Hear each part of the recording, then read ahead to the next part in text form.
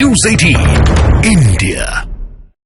बागेश्वर धाम के पीठाधीश्वर पंडित धीरेन्द्र शास्त्री ने ज्ञानवापी पर बहुत बड़ी बात को कहा है। बाबा बागेश्वर का कहना है कि ज्ञानवापी में नंदी भगवान निकल चुके हैं, शंकर जी निकलने हैं, ये तय है। पंडित धीरेन्द्र शास्त्री ने अयोध्या, काशी और मथुरा की तो बात की ही, भाईचारे की भी बात की है।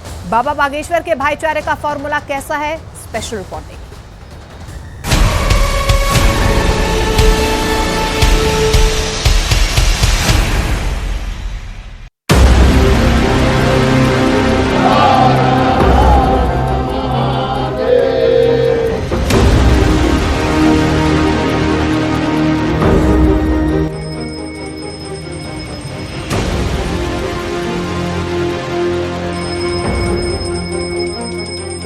पार्वती पते हर हर महादेव।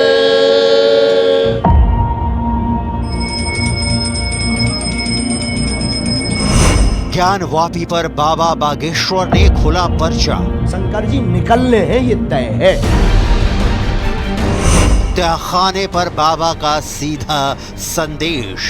तहखाने में पूजा हो रही थी व्यास परिवार द्वारा, उस पर रोक लगाई थी, उस रोक को केवल हटा दिया है। मथुरा पर क्या बोले बागेश्वर धाम सरकार। भाईचारा चाहते हैं तो ज्ञानवापी और मथुरा बस दे दो। भारत के 20 करोड़ भाईजान कृपया ध्यान दें। मंदिर तोड़कर जब मस्जिदें बनाई जा रही थी बाबर और अकबर के द्वार, तब मस्त लग रहा था। अब मंदिर की जगह मंदिर बन रहा तो दस्त लग रहे हैं। दुश्मनों जैसा सुलूक किया जा रहा है, डिमोनाइज कर दिया, बदनाम कर दिया, रुस्वा कर दिया, मुंह दिखाने के काबिल नहीं है। ज्ञानवापी के तहखाने मामले में पूजा पर मुस्लिम संगठनों के नेता भड़के हुए हैं। इलाहाबाद हाई कोर्ट से मुस्लिम पक्ष को झटका लग चुका है। मामले में अगली सुनवाई 6 फरवरी को होने वाली है। 6 फरवरी तक तहखाने में निर्विघ्न पूजा पाठ चलती रहेगी। ज्ञानवापी परिसर के नीचे व्यास जी के तहखाने में 9 दिनों का अखंड रामायण का पाठ चल रहा है। एक अखंड ज्योति जल रही है जो अब लगातार जलेगी, जिसे बुझने नहीं दिया जाएगा। व्यास तहखाने के बाहर से भक्त हिंदू देवी देवताओं के दर्शन करने के लिए तांता लगाए हुए हैं। तहखाने का झांकी दर्शन हो रहा है। इसी बीच बागेश्वर धाम सरकार पंडित धीरेन्द्र शास्त्री ने प्रेस कॉन्फ्रेंस कर ज्ञानवापी पर अपना पर्चा खोल दिया है। शंकर जी निकलने हैं, ये तय है। उसकी वो जो है उसकी वो मनोयोग में तैयारी बनाए रखें, तो उनको बहुत ज़्यादा जो है परेशान होने की आवश्यकता नहीं है। उन्हें हमारे पास बैठ लें। हम उनसे यही कहना चाहते हैं कि 2-3 जगहों पर उनको तो सहजवश अगर भाईचारा चाहते हैं तो ज्ञानवापी और मथुरा बस दे दो, भाईचारा कायम रहेगा। पंडित धीरेन्द्र शास्त्री का इशारा साफ है। बाबा बागेश्वर भी ज्ञानवापी के तहखाने को शिव के साक्ष्यों का खजाना मान रहे हैं। एएसआई ने भी अपनी रिपोर्ट में साफ कर दिया है कि मौजूदा स्ट्रक्चर यानी मस्जिद जहां है वहां पहले भव्य मंदिर था। ज्ञानवापी में मस्जिद से पहले मंदिर, सबूत नंबर 1। ज्ञानवापी में मस्जिद से पहले मंदिर, सबूत नंबर 2। ज्ञानवापी में मस्जिद से पहले मंदिर, सबूत नंबर 3। ज्ञानवापी में मस्जिद से पहले मंदिर, सबूत नंबर 4। ज्ञानवापी में मस्जिद से पहले मंदिर, सबूत नंबर 5। रिपोर्ट में यह भी लिखा है कि मंदिर मुगल बादशाह औरंगजेब के समय तोड़ा गया। मस्जिद बनाने में मंदिर के हिस्सों का इस्तेमाल हुआ। बाबा बागेश्वर ने भी अपनी प्रेस कॉन्फ्रेंस में यही बात कही है। मंदिर तोड़कर जब मस्जिदें बनाई जा रही थी बाबर और अकबर के द्वारा, तब मस्त लग रहा था। अब मंदिर की जगह मंदिर बन रहा तो दस्त लग रहे हैं। हमने कभी किसी मस्जिद को नहीं तोड़ा, सनातनियों ने। हमने सिर्फ अपने मंदिर को पुनः निर्माण कराया है। हिंदू पक्षकारों के मुताबिक आज से 1000 साल पहले काशी विश्वनाथ मंदिर के परिसर में कोई मस्जिद नहीं थी। मंदिर चतुष्कोणीय था, यानी उसमें 4 मुख्य दीवारें थी। बीच में गर्भगृह था जहां विशाल शिवलिंग था। लेकिन मुगल बादशाह औरंगजेब ने 1669 में यानी आज से करीब 355 साल पहले इस मंदिर के बीचों बीच एक घेरा बनाकर अंदर की बहुत बड़ी और विशाल जगह को एक मस्जिद घोषित कर दिया। एएसआई की रिपोर्ट में औरंगजेब के जीवन पर लिखी गई सबसे प्रामाणिक किताब मासिर आलमगीरी का जिक्र किया गया है। मासिर आलमगीरी को साकी मुस्ताद खान ने लिखा है, जो मुगलों के दरबारी इतिहासकार थे। साथ में वो मुगल शासक के वक्त फतवे, फरमान और दस्तावेजों के गवाह भी थे। इस किताब में औरंगजेब के द्वारा काशी विश्वनाथ मंदिर को तोड़े जाने की घटना का पूरा जिक्र मौजूद है। साल 1669 था और तारीख थी 18 अप्रैल, जब औरंगजेब ने पूरे देश में फैले अपने सभी सूबेदारों को बेहद खास फरमान जारी किया। सभी सूबेदार अपनी इच्छा से हिंदुओं के सभी मंदिर और पाठशालाओं को गिरा दे और मूर्ति पूजा को पूरी तरह से बंद करवा दे। इस आदेश के बाद 2 सितंबर 1669 को औरंगजेब को यह खबर सुनाई गई कि काशी के प्रसिद्ध विश्वनाथ मंदिर को गिरा दिया गया है। अभी ज्ञानवापी परिसर में ऊपर वजूखाना है, नीचे व्यास तहखाना है। ऊपर 5 वक्त का नमाज चल रहा है और नीचे तहखाने में 5 वक्त की पूजा हो रही है। बाहर भक्तों का तांता लगा हुआ है, हर हर महादेव की गूंज है। अंदर घंटियां बज रही हैं, शंखनाद हो रहा है, मंगल आरती हो रही है। अखंड ज्योति जलाकर गणेश लक्ष्मी की पूजा हो रही है। शिवलिंग स्थापित किया गया है। शिवलिंग के बगल में हनुमान विराजमान हैं और उनकी भी पूजा हो रही है। तहखाने की दीवारों पर मौजूद त्रिशूल और धार्मिक चिन्हों को पूजा जा रहा है। इस पूजा पाठ को लेकर मुस्लिम संगठनों के नेताओं ने कड़ी आपत्ति जाहिर की है, जिसे लेकर बाबा बागेश्वर ने सनातन का पाठ पढ़ाया है। हम किसी भी धर्म के या मजहब के खिलाफ नहीं, पूरे विश्व में सनातन ही सिर्फ धर्म है, क्योंकि अन्य मजहबों के जो भगवान है, पैगंबर हैं, उन्होंने यही कहा मैं भगवान का पुत्र हूँ, किसी ने संदेशवाहक कहा, किसी ने दूत कहा। हम ये कहते, हमारा शास्त्र ये कहता, हमारा मत ये कहता, हमारे संत ये कहते, एक भगवान कृष्ण ऐसे हैं जिन्होंने गीता में महाभारत काल के मध्य खड़े होकर के अर्जुन के सामने ताल ठोक करके कहा, पार्थ मैं ही ब्रह्म हूं। इसलिए सनातन सर्वोपरि है, इसमें कोई संदेह नहीं, लेकिन सब सनातन के हैं, इसमें भी कोई संदेह नहीं। चाहे वो इस्लाम हो या फिर एक सिख ईसाई हो, सब हमारे अपने।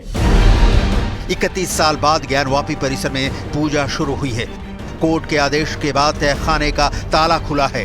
31 साल से जहां घुप अंधेरा था, अब वहां आस्था का प्रकाश पसरा है। 31 साल से जहां सन्नाटा पसरा था, वहां शंखनाद हो रहा है, घंटियों की गूंज है, हो भी क्यों ना। कोर्ट के आदेश के बाद इस तहखाने में 31 साल बाद देवता पधारे हैं, उनकी पूजा हो रही है, अर्चना हो रही है। इस तहखाने में 1993 से पूजा पाठ बंद था। 31 बरस बाद यहाँ पूजा पाठ किया गया है। तहखाने की दीवार पर लाल चुनरी भी टंगी नजर आ रही है। पुजारी तहखाने में पूजा करते नजर आ रहे हैं। बुधवार की रात प्रशासन की मौजूदगी में काशी विश्वनाथ ट्रस्ट के कर्मचारियों ने तहखाने में साफ सफाई की, पूजा सामग्री पहुंचाई। ट्रस्ट के 5 पुजारियों को तहखाने में बुलाया गया, जिसके बाद पूजा पाठ प्रारंभ हुआ। वाराणसी डिस्ट्रिक्ट कोर्ट में मुस्लिम पक्षकार ने एक और एप्लीकेशन लगाई है, जिसमें व्यास जी के तहखाने में 15 दिन के लिए पूजा पाठ पर रोक लगाने की मांग की गई है। हिंदू पक्षकार ने इस पर आपत्ति जाहिर करने के लिए समय मांगा है कोर्ट से। कोर्ट में इस पर अगली सुनवाई 8 फरवरी को होगी। तो लालकृष्ण आडवाणी को भारत रत्न देने का ऐलान किया गया है। भारत रत्न देश का सर्वोच्च सम्मान है और अब अटल बिहारी वाजपेयी जी के बाद बीजेपी के सबसे सीनियर नेता लालकृष्ण आडवाणी जी को यह सम्मान दिया जा रहा है।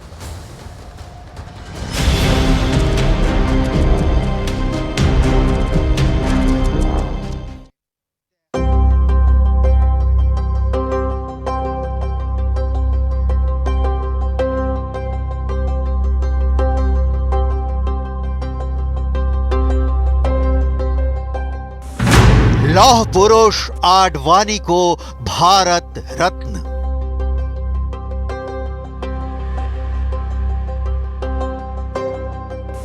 छियानवे साल के लालकृष्ण आडवाणी को सर्वोच्च नागरिक सम्मान।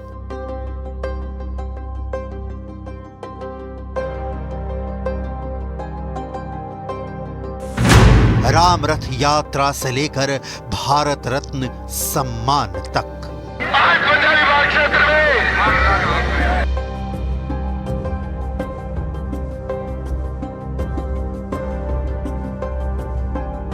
बीजेपी के वरिष्ठ नेता और पूर्व उप प्रधानमंत्री लाल कृष्ण आडवाणी को भारत रत्न से सम्मानित किया जाएगा। 96 साल के हो चुके लौह पुरुष लाल कृष्ण आडवाणी को देश के सर्वोच्च नागरिक सम्मान से सम्मानित करने का फैसला भारत सरकार ने किया है।